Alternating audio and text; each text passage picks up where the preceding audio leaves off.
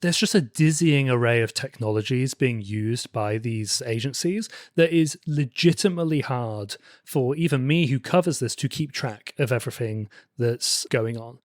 Journalist Joseph Cox is one of the founders of 404 Media, a worker-owned website covering technology, and Joseph has written a lot about government surveillance.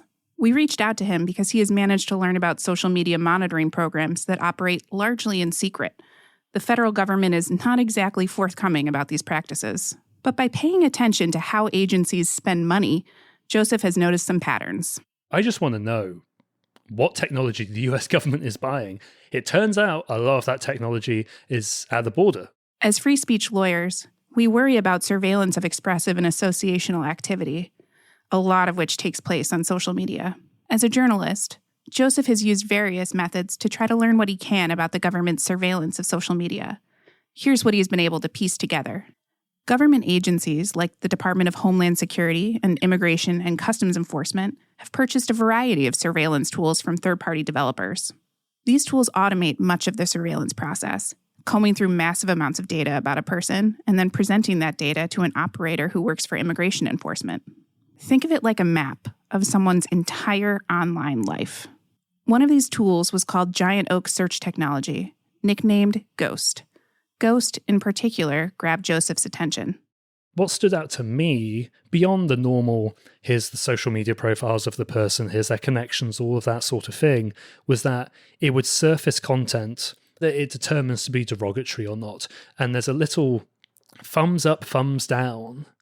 So a government employee somewhere sees your social media posts, and their job is to measure your sentiment over time by clicking that little thumbs up or thumbs down button. More specifically, it's meant to measure quote-unquote derogatory sentiment, though what that means in practice is far from clear. The landscape of these companies is constantly changing. Giant Oak has since been acquired by another firm, and it's unclear the form this technology takes now. What is clear, though, is that the U.S. government has used this tech and its sentiment measurement to make assessments about travelers, with potentially massive consequences. People's lives could be on the line here, either in that they could be captured and deported, or maybe they'll be denied entry or whatever, and it gets boiled down to a Facebook-like icon, and that could have untold ramifications for their own life and that of their family. That is what stood out to me. This is Speech in the Border, at the frontiers of censorship and surveillance. I'm Anna Diakin, and I'm a lawyer here at the Knight First Amendment Institute at Columbia University. I've spent the last several years working on issues related to government surveillance of social media. During that time, social media surveillance has grown more and more pervasive, with new tools and technologies at the government's disposal every year. We'll get back to that in a minute, but one thing before we do. If you haven't listened to the first episode of this season, hosted by my colleague George Wang, I'd go back and do that before continuing on with this episode. And if you have, you know that U.S. courts have given the federal government a tremendous amount of power over immigration enforcement. When it comes to social media surveillance, the government has taken that power and run with it. As I mentioned earlier, there's a lot we don't know about these practices. But in this episode, we're going to tell you what we do know. This all started around a decade ago. Both Al-Qaeda and now ISIL pose a direct threat to our people because in today's world, even a handful of terrorists who place no value on human life, including their own, can do a lot of damage. They use the internet to poison the minds of individuals inside our country. This is from President Obama's State of the Union address in 2016. That year, the Obama administration added a field on visa waiver forms for people to voluntarily disclose their social media handles. This only applied to visitors from certain countries. And at that time already, people were concerned about the impact of asking individuals to disclose their social media handles. And particularly after the election, there was a great deal of advocacy and efforts to try and get the government to back off. This is Faiza Patel, a senior director of the Brennan Center's Liberty and National Security Program.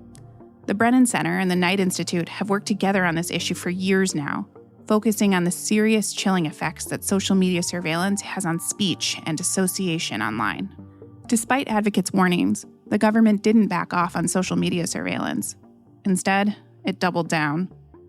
In 2017, shortly after then President Trump issued his so-called travel ban, the president issued another executive order, which was what we sort of familiarly call the extreme vetting order, which basically said, okay, all of this stuff is going on with respect to the ban, but I want you, State Department, to really up your efforts to vet and screen people trying to come to the United States.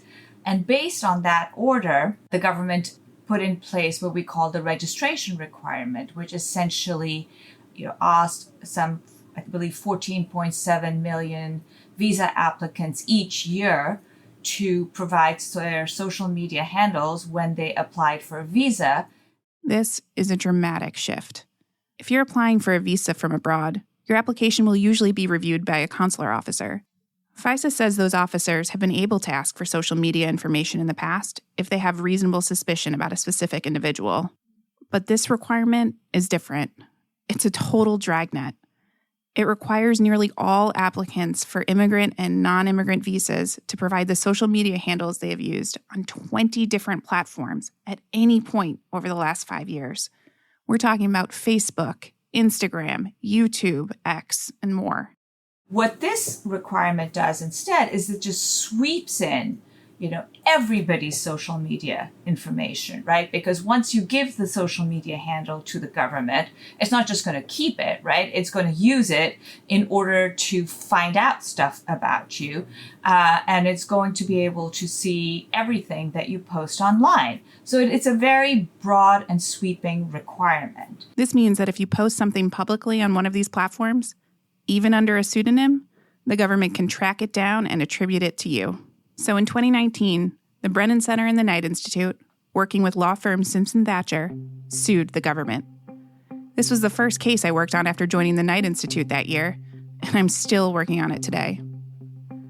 Our plaintiffs are Doc Society and the International Documentary Association, two organizations based in the U.S. that work to foster cultural collaboration across borders. These organizations do incredible work supporting documentary filmmakers around the world, and they rely on social media to connect with filmmakers and audiences. In the suit, Doc Society and IDA explain that the social media disclosure requirement discourages filmmakers from abroad from speaking freely online and from traveling to the U.S. to meet with possible collaborators in person. We argued that the requirement violates the rights of visa applicants to speak anonymously and associate freely online, as well as the rights of their would-be U.S. audiences to hear from them online and in person. We put our arguments before the court and waited for the judge to rule. And then an election happened. Then back in 2021, after the Biden administration took over, it actually rescinded the executive order, the extreme vetting executive order that was the basis for the collection of social media handles, and undertook a review of social media monitoring.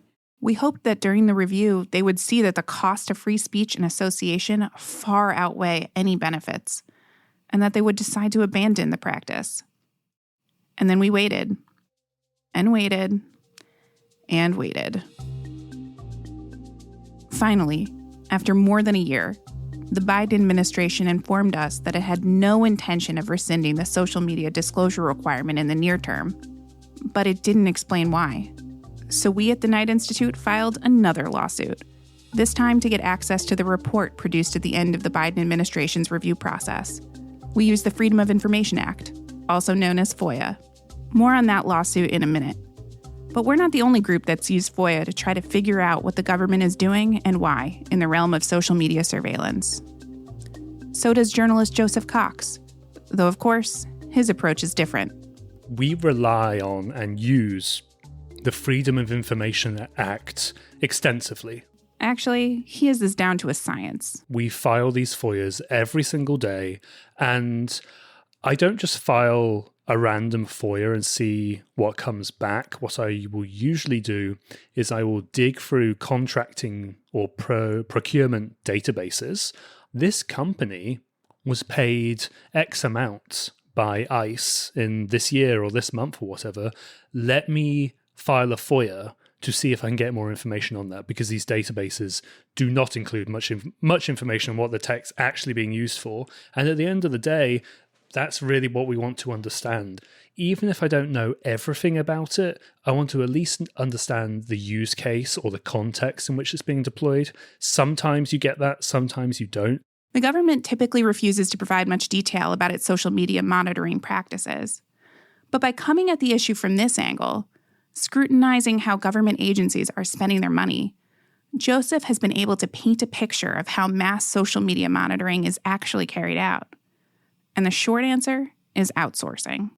So the government doesn't do an extreme level of vetting on the technology. Like, it's not getting the source code, typically, of the tool. It's not getting, the crown jewels of this technology. It is buying it off the shelf and it is using it. And it is basically trusting the vendor on whether it's going to be accurate or not. In short, the government is the customer, and the product is software or systems that find and aggregate personal information and then marry it with social media information.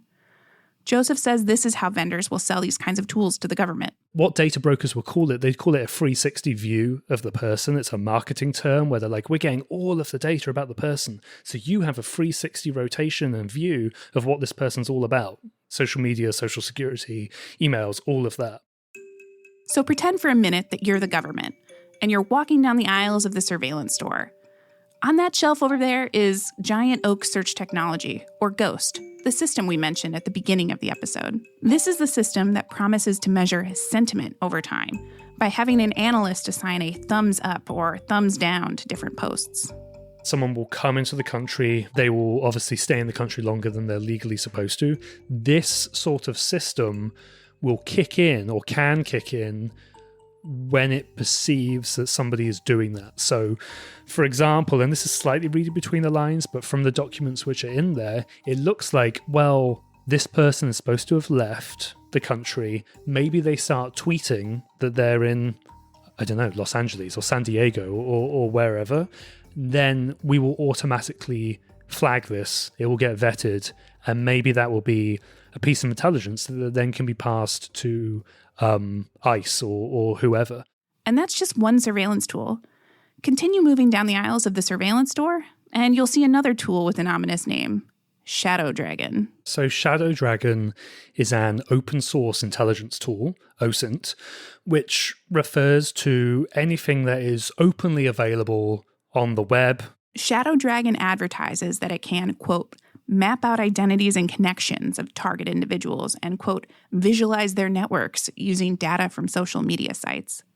There's one part of Shadow Dragon's methodology that really stood out to Joseph. They will scrape data from Baby Center, which is like a forum for pregnant people, and it will get their usernames, their photos, the groups they're members of, and there was also, I think, Black Planet, a black-focused social media network, again, getting their posts and their comments. And I had never seen these two particular sites, or a bunch of others in there, ever really come up in a government surveillance context or in a tool or anything like that. And of course, it just brings up additional questions about the context of that data. Like, are you looking at Baby Center users in case there is an undocumented person who's going to give birth or something? That is me speculating because we don't know. But why are you looking at Baby Center? Why are you looking at Black Planet? Especially when we've had the Black Lives Matter protests. It seems even more worrying to me than Facebook or Twitter. It's hard to imagine any national security justification for gathering this kind of information. The same goes for things like political debates or memes. These online interactions are so subjective and context dependent. It's easy to imagine misunderstandings between family members and friends. And here, we're talking about strangers evaluating strangers, often with different cultural and linguistic backgrounds. Yet that information is used by officials making immigration enforcement decisions. But is the picture it's painting even accurate? That is the one key question that we don't have the answer to. We know what technology they're using. We know the capabilities of that technology. We sometimes know how it's being used and what use case and what it's being used to enforce. We don't know how accurate or basically good this tech is. Like, we don't actually know how good the tech is for the mission that ICE or CBP sets out to do and which it's mandated to do. And we don't know actually how accurate some of the results are. It's basically a complete unknown at this point, at least based on the documents that I've seen. And that's something that particularly worries Faisa Patel at the Brennan Center. You need to be able to test what you're doing, see if it's producing good results, and then only then to deploy it. I don't think that mentality or that rigor has been used when agencies have acquired social media monitoring software. Consider language, for example. We are talking about immigration, after all. You're talking about people across the world who are speaking in hundreds of different languages. That's not even counting different dialects or, particular phraseology or terms that are common in particular communities. It's very difficult to sort of translate what things mean in a particular language or context and have a kind of a universal understanding of what that is, right?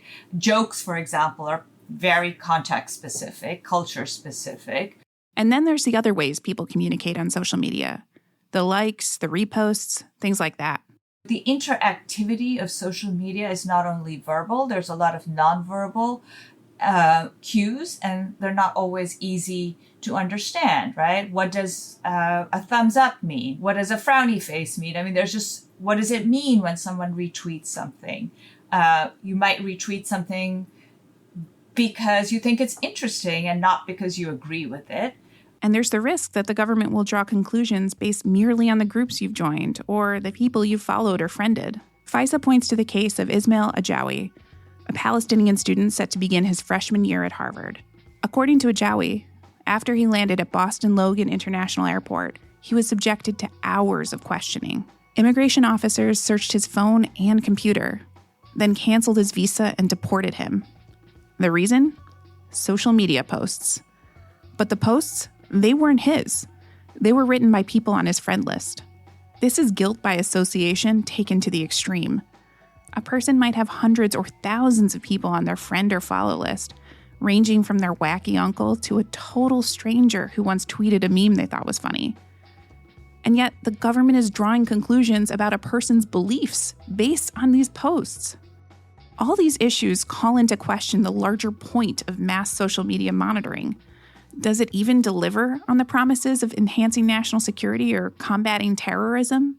We have a lot of information about what the government actually thinks of its own social media vetting program. So after the San Bernardino shooting, where one of the perpetrators had come over to the United States on a fiancé visa, there was a lot of interest in social media monitoring, including in Congress, and DHS actually launched several pilot programs. These pilot programs use social media as part of the vetting process for a few different visa categories. And 2 years later, the department's own inspector general issued a report. So this is back in 2017, which examined these pilot programs. And what the inspector general found was that DHS actually had never measured whether or not these social media vetting programs were effective, and went so far as to say that, this is really not a basis for building out a broader social media monitoring program. Faisa also points to another document from 2016.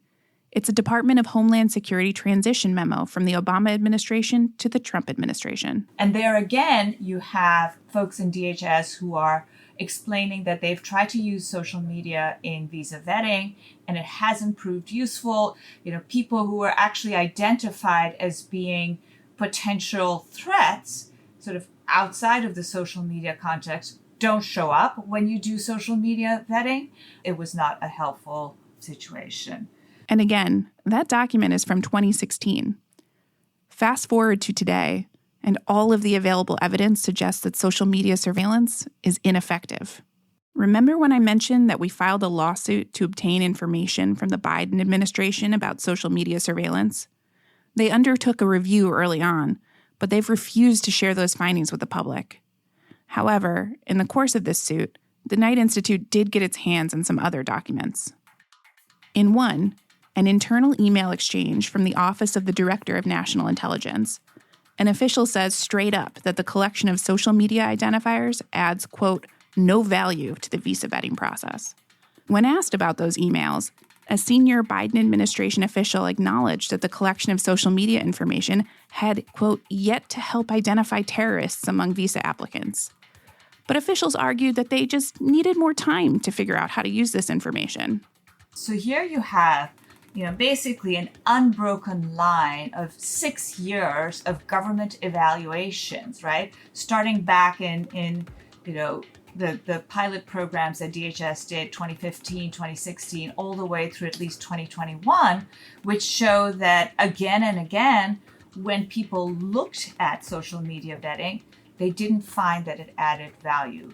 And nonetheless, social media vetting continues to this day and is often actually touted as being an important part of not just the visa vetting process, but other kinds of threat detection as well. There is still so much we don't know, but we are certain that social media surveillance creates a significant chilling effect. Visa applicants know they're being monitored, and they know their online speech and associations are a factor in decisions about their immigration status, but they have no idea how they factor in or to what extent. Even worse, they don't know what information the government has collected on them or who that information will be shared with. What is clear is that while it's easy for the government to install surveillance programs like this, it's incredibly difficult to give them up once they're already in place. Government officials don't want to look weak on national security and often bear no costs for keeping questionable, flawed programs in place, just in case they might bear fruit at some point in the future. And we haven't even started talking about AI. Joseph Cox told us about another tool sold by a company called Fivecast. They collect all of this data online, and then they use AI to put risk scores onto material and to say sort of how the person posting the material allegedly feels. So they will use their systems to gauge, well, how much emotion was there over time. Remember at the beginning of the year when Google enabled AI search and it started telling users to eat rocks every day? The AI overview telling users that you can eat a certain amount of rocks a day for your health. It's healthy to do so. Another one was suggesting using glue to thicken your pizza sauce. These tools are largely still in the testing phase, but nonetheless, they're being sprung on the public in a variety of different ways, whether they do the job well or not. The government is working out rules for the adoption of AI tools by federal agencies. FISA has been a vocal advocate for greater oversight on the use of AI tools. She's written extensively about how law enforcement agencies have used AI tools to target U.S. citizens, like racial justice protesters in 2020. When FISA spoke with my colleague, Carrie DeSalle, she said there's simply no excuse for these tools to be used by the government, largely in secret. I really think we need radical transparency, because what we have right now is basically a patchwork of information. So you can read every document that the Department of Homeland Security puts out. And you have, to be go clear. Through their archive. I know.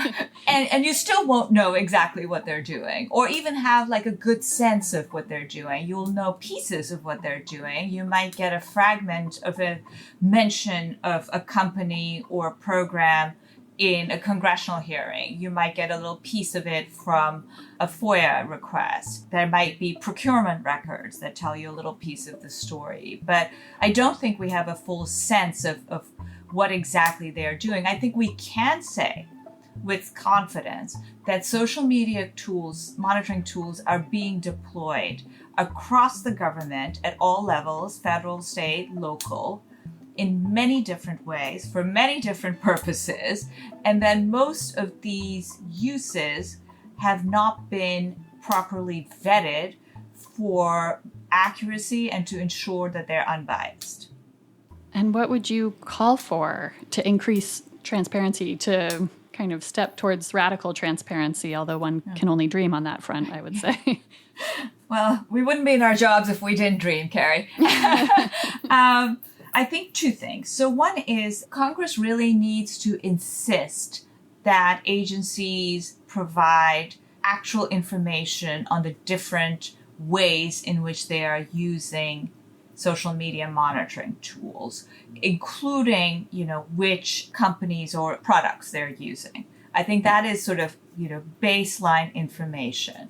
In addition to that, I think Congress must require these agencies to carry out the kind of, risk assessment and audits that we have seen being developed in the context of AI, for which this is very relevant, before agencies, use new tools, and certainly also looking backwards at the tools that they already have. The mandatory disclosure of social media information on visa applications is the casting point for a vast surveillance dragnet that extends far beyond visa applicants themselves and far into the future. This dragnet is certain to chill people from engaging in protected speech and association online, and to deter some foreign citizens from visiting the United States, depriving U.S. residents of opportunities to meet with and hear from people who live outside the states. At the same time, the public knows very little about the tools the government is employing and how closely it has vetted those tools. We also don't know the government's justification for keeping these tools around. And the problem is only going to get worse as AI-powered tools proliferate and the government's social media surveillance practices become even more of a black box. And for what? Everything we've learned so far suggests that social media surveillance hasn't helped the government identify threats. The U.S. government is compiling huge haystacks of sensitive information about millions of people each year, but by its own internal admission, finding no needles within them. We need a better approach, one that centers individual rights and democratic values. Government agencies need to be more transparent about their use of powerful surveillance technologies. And in the meantime, we're going to keep fighting to learn more about the tools the government is using and about how it is using them. Our work continues. On the next episode of Speech in the Border, my colleague Ramya Krishnan will be exploring what happens when the surveillance gets even more personal. The government scouring your social media and holding onto your handles for years after you apply for a visa, that feels pretty invasive. Now, imagine government agents detaining you at the border, opening your phone with your passcode, searching through your photos and texts, and even taking a copy of all of your data to keep on record. 3 officers, put their hands on me. One put their hand around my throat, another tied up my legs, and the third reached into my pocket and took my cell phone. And if you think being a citizen protects you from those kinds of searches, think again. I'm Anna Diakin, a lawyer at the Knight First Amendment Institute. Thank you for listening to this episode. My colleague Carrie DeSalle conducted all of the interviews you heard, and she and I worked together on all of the litigation mentioned in this episode. Speech in the Border is co-produced by Anne-Marie Awad and Kushal Dev. Our executive producer is Candace White. Our engineer is Patrice Mondragon. Fact-checking by Kushal Dev. The art for our show was created by Nash Weerasekara. Our theme music was composed by Grayton Newman, with additional music from Epidemic Sound. Views on First is available on Apple, Spotify, and wherever you listen to podcasts. Please subscribe and leave a review. We'd love to know what you think. To learn more about the Knight Institute, visit our website, knightcolumbia.org. That's Knight with a K. And follow us on social media. Bye.